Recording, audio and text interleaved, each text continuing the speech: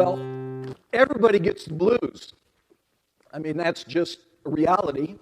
In our modern day and age, I guess, we call it depression. And I've become a little bit aware, and part of the reason I wanted to zero in on this psalm this morning is that we're entering into a period of the year where a lot of people struggle with feeling down and feeling depressed. There's actually a technical description given of this phenomena because it happens, again, so often around this exact time of year. Whoops, sorry. See if we can get my little slides going here. This isn't working. There we go. I'm going to have to tap. This doesn't seem to be working. Okay. That it's because it happens so frequently. There we go. All right. It's actually called seasonal affective disorder. And it's a recurring depression that some people get every year around this time.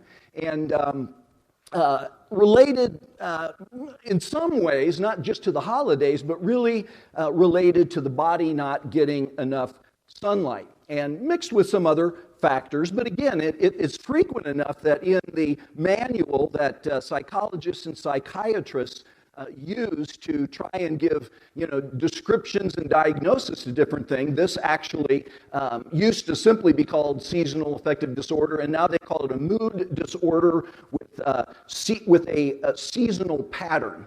But people get depressed. I mean, we all get down, and we all have sort of seasons of depression or the blues. And, again, it's kind of interesting that an entire musical genre, is dedicated to this expressing, this feeling in song. And, it isn't just, people in our culture, in our day and age, but even people in the Bible, as we're going to see this morning, struggled with what we might call the blues or depression. Even some, by the way, that were in what we would think of maybe as full-time ministry. And the psalm that we're going to look at this morning was written by, you might think of it as King David's worship team. They were called the Sons of Korah, and they wrote a song, the blues. I actually entitled, in my Bible, I wrote this down. I entitled this psalm "The Jewish Blues." Okay, and they wrote what I think is one of God's greatest hits. And I'm picking it as one of my top 10, found in the 42nd spot in the book of Psalms. And let's read just a couple of verses together today. Here's what the psalmist writes. As the deer pants for streams of water, so my soul pants for you, O God. My soul thirsts for God, for the living God. When can I go and meet with God? My tears have been my food day and night, while people say to me all day long, "Where's your God?" Can we go ahead? I'm going to try this, Sam, see if I can do it too, okay? These things I remember as I pour out my soul, how I used to go to the house of God under the protection of the Mighty One with shouts of joy and praise among the festive throng. And then this is the key verse. Actually, there are 3 verses almost identical to this in the psalm. Why, my soul, are you downcast? Why so disturbed within me? Put your hope in God, for I will yet praise him, my Savior and my God. Let me start out this morning and just kind of with the first takeaway. I've said it already, but again, I think that this is something that we need to become aware of. And it's simply the fact that everybody really does have times of feeling down. And it varies with degree, and it varies for different kinds of reasons. Sometimes, honestly, blue becomes black.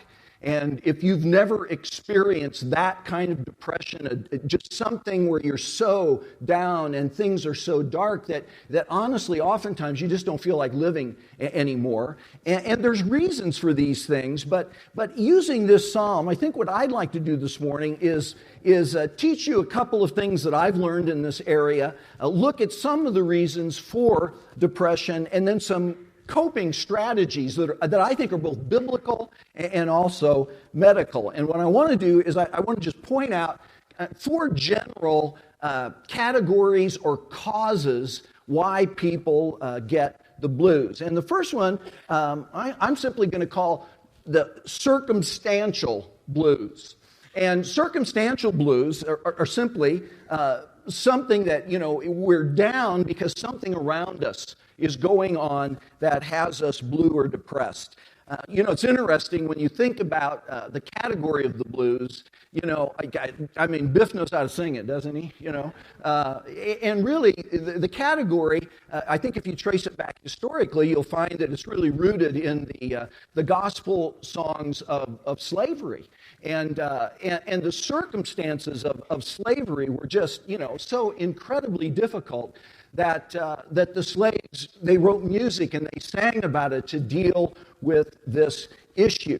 And, it's funny because a little bit later on, white guys tried to be black and tried to sing the blues. And so we would come up with lyrics like this: well, since my baby left, I've got a new place to dwell. It's down at the end of a lonely street called Heartbreak Hotel. And I'm so lonely, baby.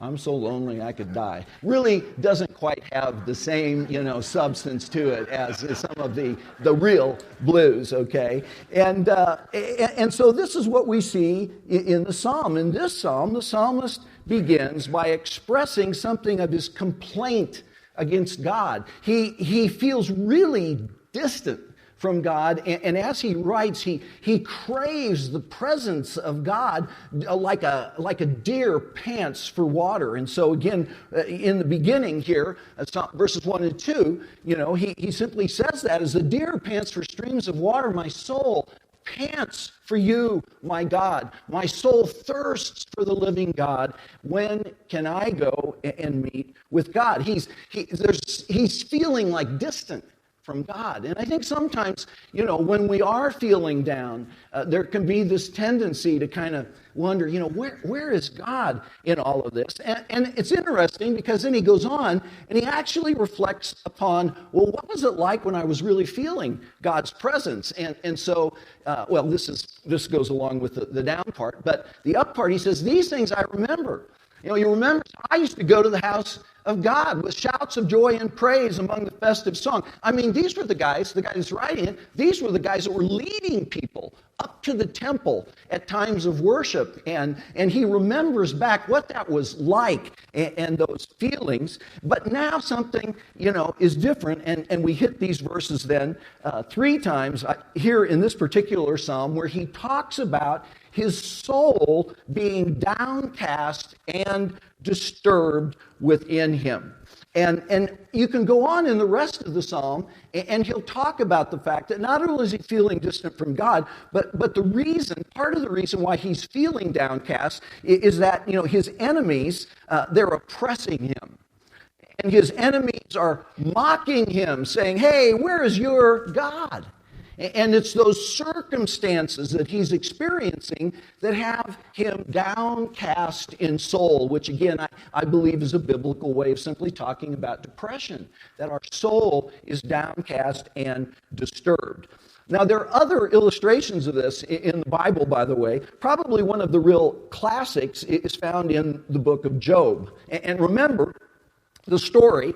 Job, circumstantially, he's lost all of his wealth. It's all been destroyed. His children have all died, so he's lost all of his children. He's lost his health, and he's literally sitting on an ash heap covered in boils. And so he speaks out, and he curses the day he was born, and he actually wants to die. And so verse 3 of chapter 3, may the day of my birth perish, and the night that said, a boy is conceived. And then going on a little further, to those who long for death, but it doesn't come, who search for it more than hidden treasure. He's really hoping that he can die. And then look how he expresses this. For sighing has become my daily food. My groans pour out like water. What I feared has come upon me. What I dreaded has happened to me. I have no peace, no quietness, no rest, but only turmoil.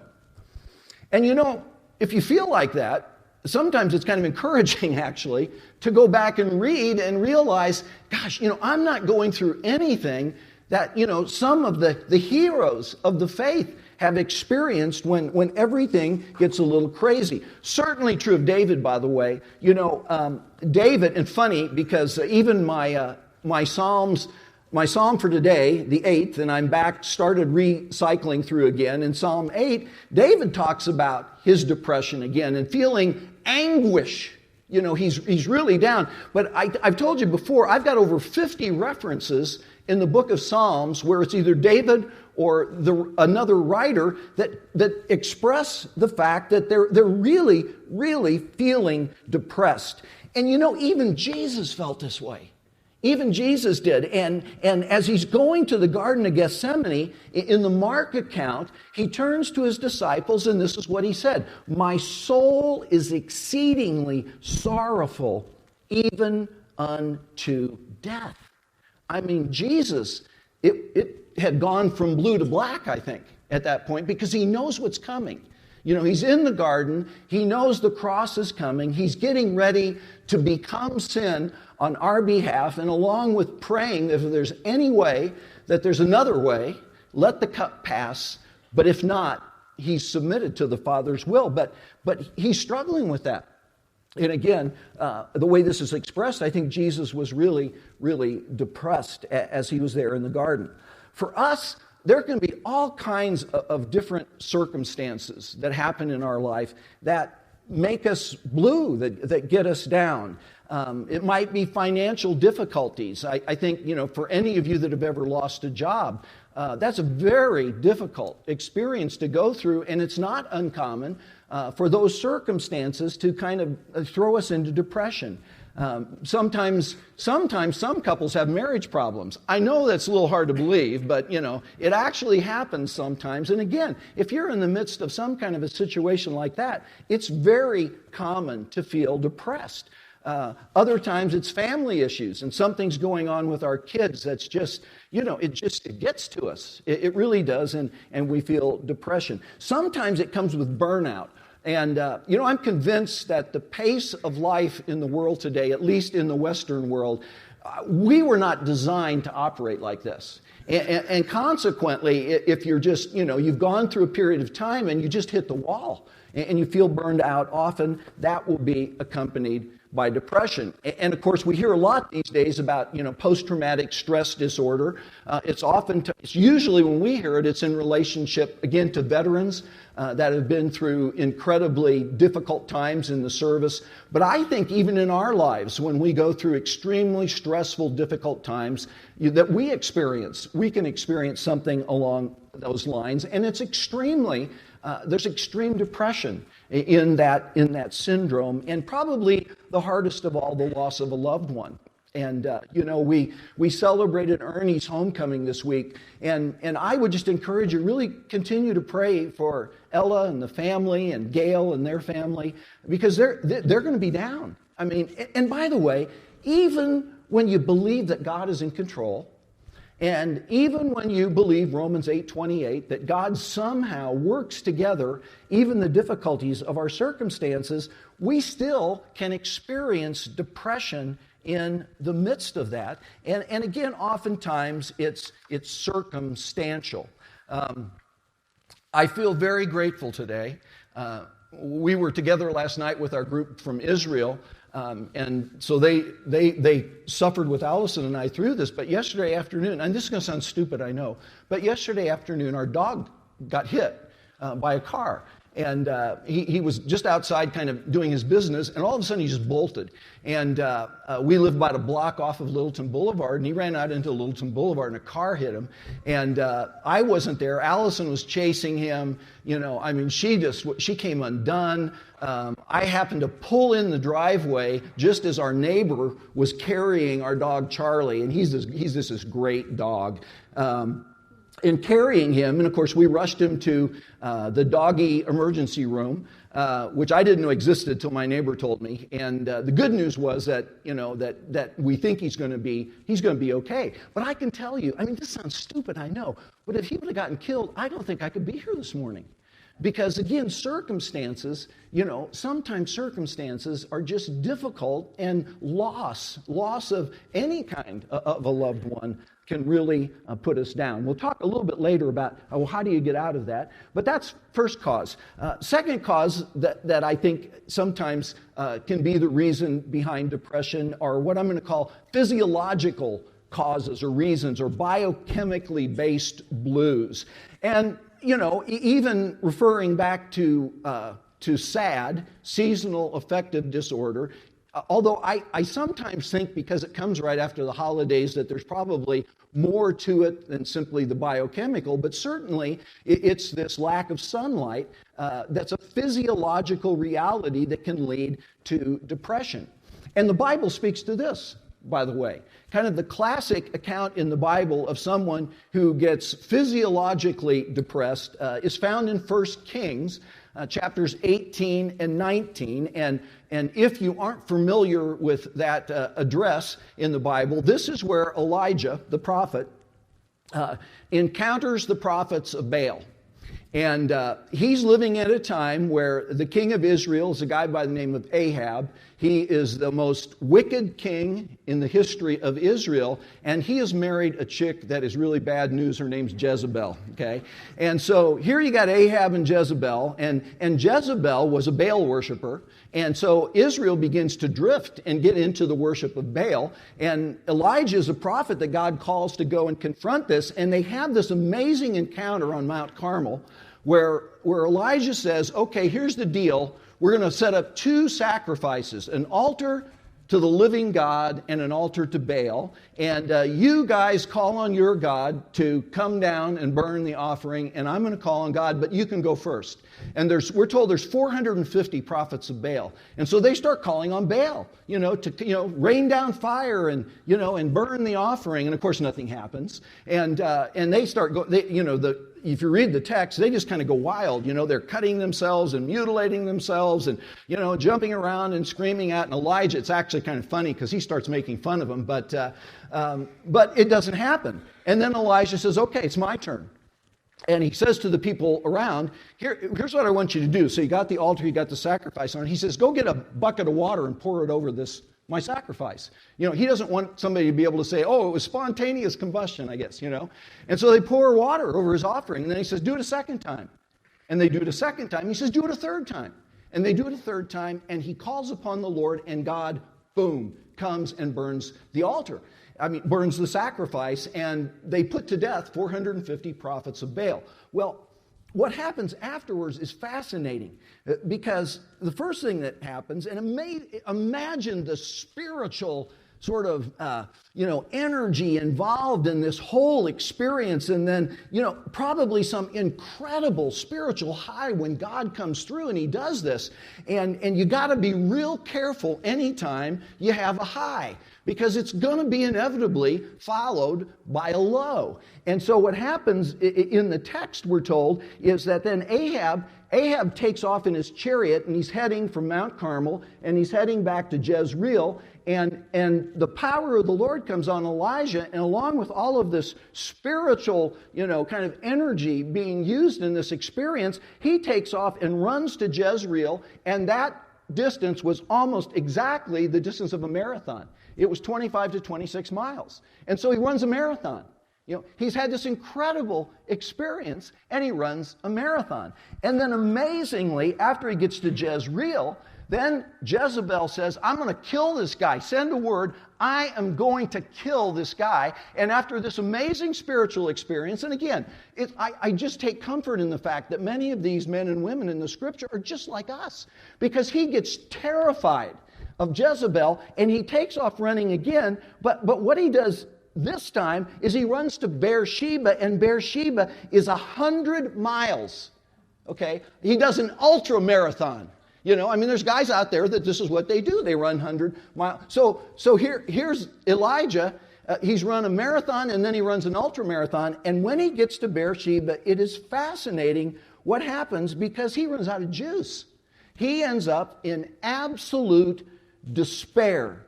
And so we're told this, that when he gets to Jezreel, he goes out into the wilderness, and he came to a broom bush, sat down under it, and prayed that he might die. Now remember, this is the guy that's just had this incredible experience where God has come down, burned his sacrifice. I mean, and now it's like a day later, and he wants to die.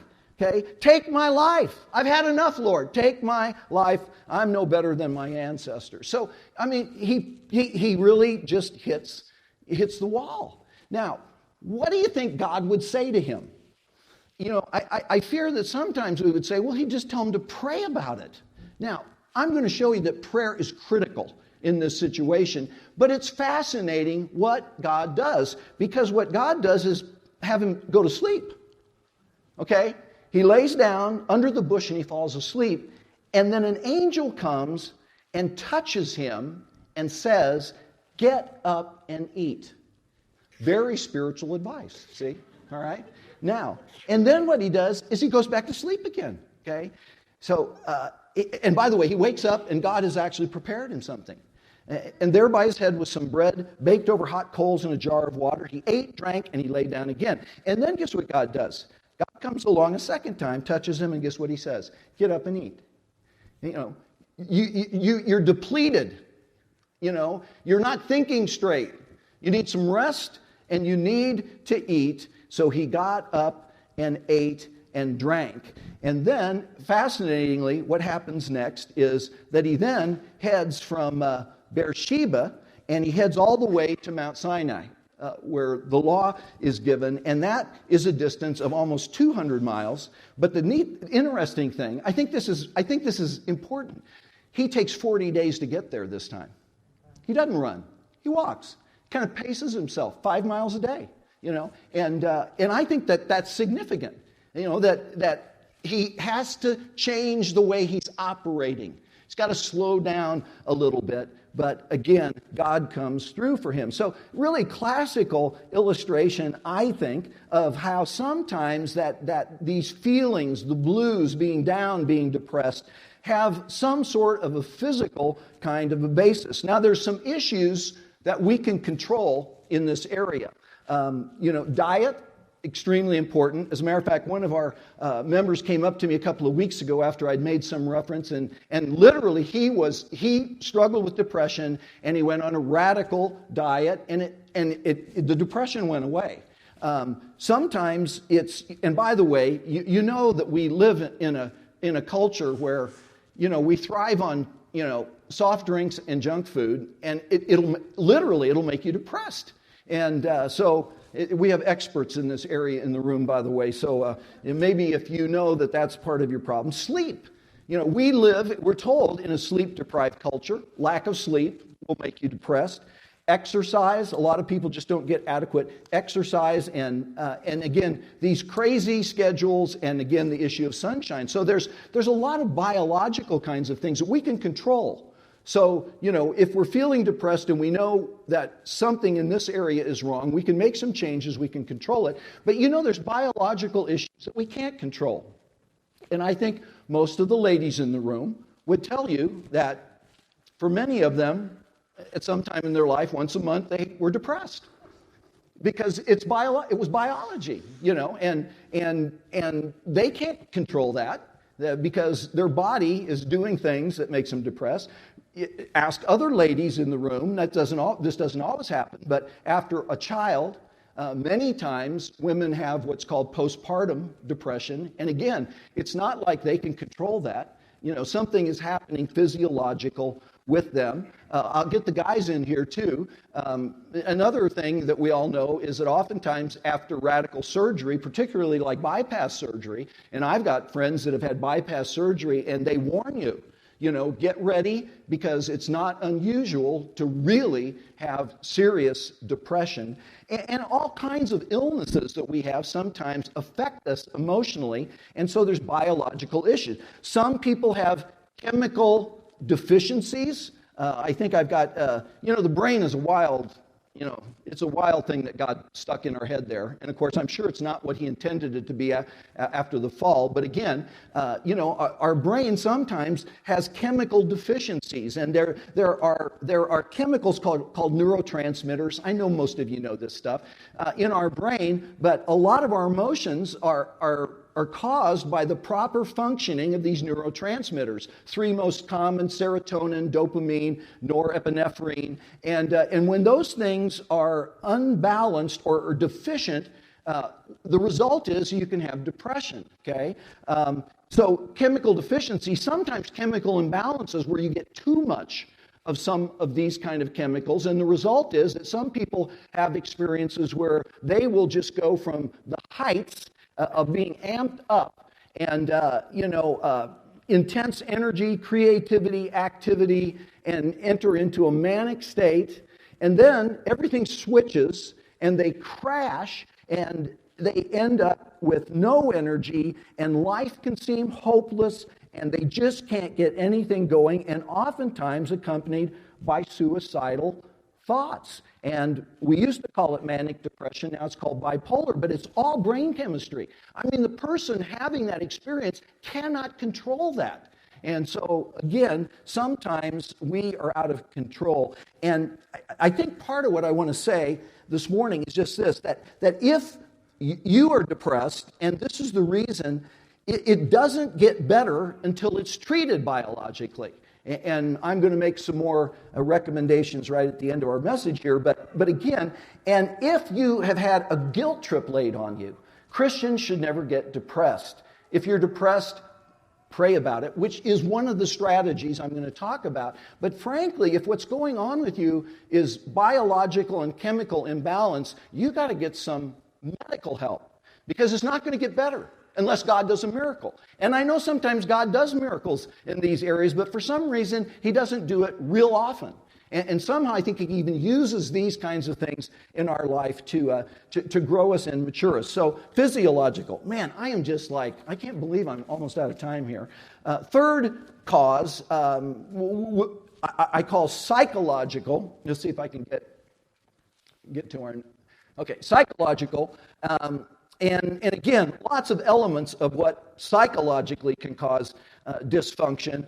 Some people just have personalities, that are sort of melancholy. And by nature, they're going to experience, a lot of depression. It's interesting, as long ago as 4 BC, Hippocrates, he talked about temperament, and he said that he believed everybody had one of 4 temperaments. They were either melancholy, sanguine, choleric, or phlegmatic, and then he would describe what those are. And it's kind of interesting because in 1962, a Norwegian pastor and theologian took those same 4 concepts and wrote a book called Temperament and the Christian Faith, which kind of reintroduced some of this into the Christian community, basically using those same 4 categories.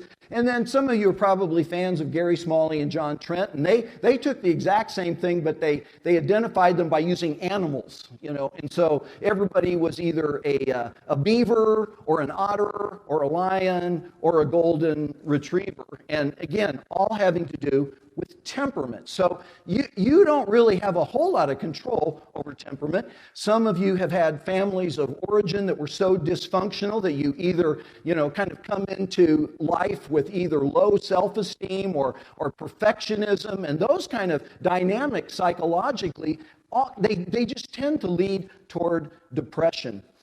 Interesting, C.S. Lewis one time made an observation, sort of the flip side. And Lewis said this, he said that half of some people's apparent virtue is a matter of temperament and constitution, not spirituality. And I can tell you, if you're one of those people that feel like maybe you got dealt a little bit of a bad hand, in terms of both family of origin and temperament, and you see somebody that's just always up all the time, it just really makes you mad, doesn't it? Anyway, but some people literally, they come out of the womb sunny side up, and some of us come out sunny side down. So anyway, psychologically, things can cause us to be depressed. And then the 4th category is spiritual. And there can be spiritually based depression. The most obvious is that sin in our life, accompanied, that's not dealt with, and accompanied by guilt, can create depression. Isn't it interesting that, and we looked at this in Psalm 51, that one of the things that David prays after his experience with Bathsheba in Psalm 51 is he prays, "Restore to me the joy of my salvation." Sin has robbed him of his joy, and guilt has been heavy upon him. And we looked at that again, even talking about Menninger's book, Whatever Happened to Sin. By the way, I made a mistake, and someone corrected me. Menninger's clinic is not in Wichita; it's in Topeka. So anyway, if you were taking a trip to Wichita to try and find it, go to Topeka. Anyway. So spiritually, sin and guilt can, and obviously we have to deal with that through repentance and confession and getting back into the right relationship with God. Sometimes depression can be caused by demonic oppression, and I have this sense that the evil one, he doesn't play fair. Have you figured that out? He doesn't play fair. And he can use a lot of these things against you because he loves for you to be discouraged and depressed and down, because you can't be effective, in your relationship with Christ. And sometimes it can be demonic oppression or in some people's cases even possession. And again, it becomes self-destructive. And he is the thief who does, what does he want to do? Kill, steal, and destroy. And so sometimes there's a spiritual dimension to this, and it needs prayer, and sometimes it needs somebody that really has a ministry in this area, like Jim Glanville. He really has a ministry in this area of dealing with that reality. And sometimes it simply is a result of neglecting what God has given us that are called means of grace.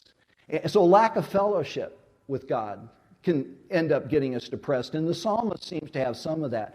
A lack of fellowship with one another. Sometimes isolation tends to lead toward depression. And the thing we've talked about often, sort of the fact that apart from staying disciplined and staying in the Word and in prayer and in fellowship and in service, that the tendency in our life is toward drift and atrophy. And when we neglect those things, we can become depressed. Now, the point of all this, though, is why part of why I've gone on into all this is notice what the psalmist does. He asks a question: why?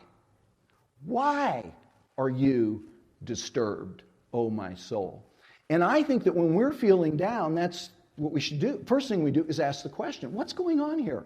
I mean, have I done something, that has broken my fellowship? Am I overstressed? Have I not, gotten adequate rest? I mean, you can look at what's going on. You can kind of step outside and ask the same question, why? And if you can answer the question why, then you can know what the appropriate action is to take when you have the blues. And that's the second big takeaway, is this. I really believe this, that what the Scripture, is teaching us is, and I don't know why that's there. Let me go on a little further here.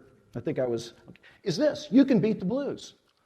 This does not need to be something that defeats you in life. You can beat this. Now, depending on why, there's different ways that you beat it. And let me quickly go through some of these. First of all, I would say there's three what I would call kind of general tips to beating the blues. And the first is pray. Okay, that's what the psalmist is doing, by the way. He's praying, Lord, I used to be with the throng, and where are you? And, why am I going through what I'm going through? And when we are feeling down, I think the first thing we should do is ask God to help us. And then the second thing in prayer is I think we should ask Him to give us wisdom about what we should do if this is going on in our life. Second thing, I think is a general tip in beating it, is simply really, you need to talk with someone. Tell somebody you're having a problem. The tendency, I think, generally, is that when we're really down, we isolate. Because, it's easier for us to sort of, put on the happy face sometimes and hey, how are you doing? Oh, I'm doing great, but sometimes I think, particularly if we're, kind of wired this way anyway, that there's a tendency to withdraw at the very time where you need to engage and you need to talk with someone. And the third thing, and I can't tell you how important this is call your doctor. Now, this is spiritual advice, gang. Call your doctor. Because again, if depression lasts more than a few days, or it seems to be getting worse, you need medical intervention, and your doctor is the go-to guy, and he can help you. So, these are sort of general tips. I'll wrap this up a couple minutes here. Every one of the areas has certain specific kinds of things you can do, and I'll just show them. I won't really, go through them. If your depression is circumstantially based, you ask the question, what can I change? I mean, I know this sounds, pretty simple, but it is. Are there things that I can change? A couple of years ago, by the way, I was talking about the serenity prayer. God grant me the serenity to accept the things I can't change, courage to change the things I can, wisdom to know the difference. And of course, that prayer has been embraced by most recovery movements, beginning with AA. But it's fascinating to me, this prayer was first written in 1937 by a pastor by the name of Reinhold Niebuhr. And he is usually attributed as the person that came up with what we call the Serenity Prayer. But this is not the way that he wrote it.